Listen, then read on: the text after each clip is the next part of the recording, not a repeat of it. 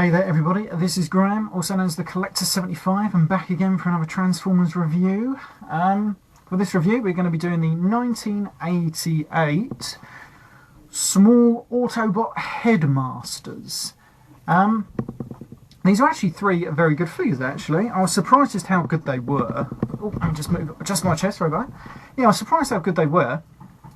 Never had them as a kid. I only had one of these small Headmasters, and that was Squeeze Play, which is the Decepticon one, which I'll be doing in a separate review. But I got these guys around the mid-90s, and yeah, I was surprised just how very good they were. Right, unfortunately, one of the ones I have isn't actually complete, and that's the one I'm going to start with, which is, of course, Hosehead. Now then, Hosehead is, of course, a red fire engine or fire truck, whatever you want to call him. It's actually very good. I like the detailing on the front of the cab there. Could have done with a few more painted sort of like applications, but you know, hey ho. The reason why this one isn't complete is because he's missing the two little side head antenna gun, well, stroke gun type things that I believe would have fitted just in these little holes just there. I don't know if you can see them. I think it's there anyway because I can't see nowhere else where they would have gone. But yeah. So, anyway, right, let's give you a quick bit of history about these figures, because there are a little bit differences. In England and America, the West, whatever, these were just the Autobot Headmasters, small ones, and they all had different names for their headmasters and everything like that, much like, you know, there were Nebulans and what have you. But of course, in Japan, these were out of the series called Master Force, where these were the Headmaster Juniors, and I can't remember this fella's name. But most notably, Nightbeat, which is, of course, this one here, was, of course, a white, sort of like doctor's car, if you want to call it that. It was a Porsche, but it was coloured white. It had a nice little ambulance red cross on the top, and was of course a female. Yeah, because in Japan, obviously, they weren't actually real Transformers. It was controlled by the little boy that was I can't remember his name. I can't remember the name.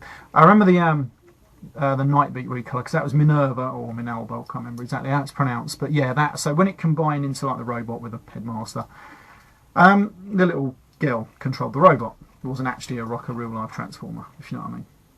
So yeah, but anyway, that's enough of that. Let's get on to the toys. I'm never very good with the back history because I either don't know it or I get confused when I say it. So there we go. Anyway, right, so this is of course Hosehead, and he is a fire engine, and it's very good. Now then, you can take the little gun off the top there. His little hose type thingy will extend quite good, and it's sort of like, mine's a bit loose unfortunately, so it doesn't do too much. This little bit moves, and you can do whatever you with that.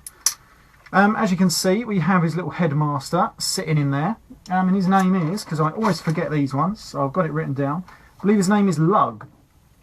We're going to get him out in a second. And now these ones were a little bit different from the Decepticon ones, as in the fact that these also came with a seat stroke helmet. As you can see, he sits in there really easily and nice, he won't fall out or nothing. But we take him out his little seat, put that down, and this is Lug. He's a tiny little headmaster. He is really, really tiny. He's probably the tiniest out of the headmasters and target masters of that year, 1988. Now then, yeah, he isn't very good. This one is a little bit chewed up, to be honest. He's missing half his helmet, I just noticed as well. But there we go. If I can find a complete one, a decent one on eBay, but they keep going for about 70 or 80 quid. I ain't paying that much, fuck that. So yeah, so that's him anyway. We just pop him down there. We're going to transform him in a minute into head mode. But first of all, we're going to transform Hosehead. To start at the front cab section, the bumper, we just flip these. Whoa, hey. There we go, we just flip these open, like that, open them out, lift up the little ladder hose thing, and then we just flip out the feet, like that. And then what we're going to do, it's got quite a simple transformation really. We take these side pieces, and we just flip these around. But first, actually, I think I've got to get out the arms, yes. I transformed this the other day for the first time in ages. I'm just trying to remember now, this arm is very stiff, because I think something's been spilt over it, I think. Yeah, so now once the arms are free, we can come to the side here. Like I say, that thing is bloody loose. And then we can just flip these round to the back, and they form like the back of the legs. Oh, that's quite cool actually. Right. Now then, he's got little sort of like knobby little bits in there, so you can pull out the hands, which are really nice and tight in there. Yeah, and that is just about done with Hosehead. By the way, this bit at the back here can swivel. and there's a nice ratcheted joint, so you can position it how you want. Like you could have this up like that in robot mode, but it looks a bit daft. So we'll keep it down there. I used to have a bit of blue tack, I think, holding that on, because otherwise it just falls down. Right, so that is Hosehead's body. Let's just transform Lug very quickly. Keep your eyes peeled. You'll miss it if you're not careful. There we go. Right, so he just nicely sits on the top here. Push him in. There we go. He goes in there, nice and easy. And then we put the little helmet bit. This just fits on top like that. And if I had the little sort of like antenna stroke guns, they would have gone just sort of here and here. Then we get his little gun. We pop that in his hand. Like that. And he's quite a nice little robot. I like him. Could be in better condition and have a few stickers, because this guy's got no stickers either. But, you know, he's alright. He's got a nice bit of articulation in the arms. He's quite big. Let me do a size comparison here. I've still got Waspinator out. There he is. So he's about the same size as the deluxe size toy, but obviously a bit more bulkier. So yeah, so that was Hosehead. Quite a good, nice little character. I like that. Going to put him over to one side, and we're going to come on to the two that I've got in very nice condition, actually. We're going to start with this fella. This is SIREN. He is, of course, like a fire chief car. This is him in his sort of like attack mode, because he's got the gun that you can put on the back. And these are his two antenna stroke guns. He can attach to the bonnet, and he too can fire at people and everything like that. It's a very good little sort of like toy car. It rolls really easy and it's solid. You can drop it on the floor and you know it ain't going to break, so that's pretty handy. Right, let me just take all these little guns off and show you just on the ordinary car mode. There he is. Nice little 360 of him there. Pretty damn cool. I like it. When I first got it, I was a bit, oh my god, that looks very kidified, but it actually looks quite good, and I'm going to transfer it now and you'll see why. First of all, oh yeah, almost forgot. We open up the little sort of like driver section, and in there is, if I get my thing out, here we go, this is called Quig, I do believe. It's Q-U-I-G, it's Quig I think, or Quig maybe. But anyway, he sits in there nicely, drives the car. We pull him out, pop him down here. He's obviously in his little seat stroke helmet, so we take him out. Just open him out there, and that is Quig. Like so, I'm going to take some pictures, put them at the end, so you can see him all better. And yeah, he's very tiny. Pop him there. Now then, we're going to continue transforming this guy. So we open that one out, and then we've got to try and open this back one out, I think. Can't remember now. It does sort of open, there we go. So you open them both like that. Next thing we do is we fold out the front bonnet.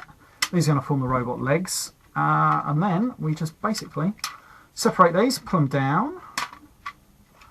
Like that. I know one thing I've forgotten to show you on Hosehead, which I'm going to show you on this guy. Right, we flip that back down to the back, and then this one just flips round there. It's a little bit of robot kibble, but, you know, it doesn't matter.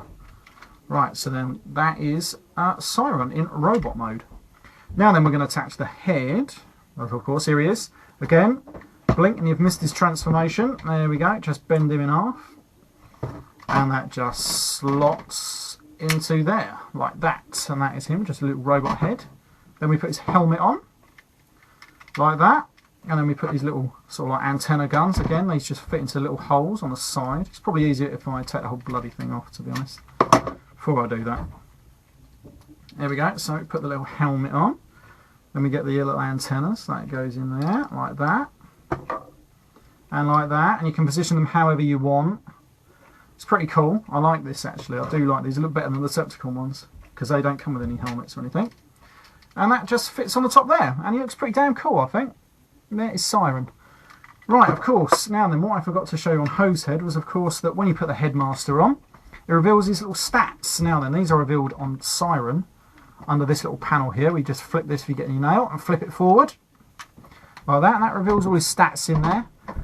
Now then, these heads weren't interchangeable with the other Headmasters, like the early ones from 1987, because obviously these heads were smaller, so you couldn't interchange them. So that is SIREN. He's got no articulation in the legs. They're just like a block, unfortunately. That is one of the little bits that does let it down, but the arms, you know, you can move pretty good.